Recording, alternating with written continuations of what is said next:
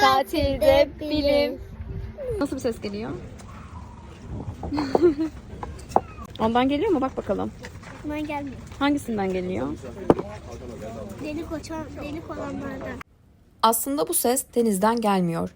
Etrafımızdaki hava sesleri, kalp atışımız ya da ortam uğultusu kabuğun içinde yankılanıyor. Kabuğun içindeki şekil bu sesleri büyütüyor ve biz buna deniz sesi diyoruz. Aynı sesi boş bir bardakta da duyabilirsin. Hatta ellerini kulağına kapattığında bile. Yani deniz sesi aslında beynimizin küçük bir oyunu. Sence en güzel deniz sesi hangi kabuktan çıkar?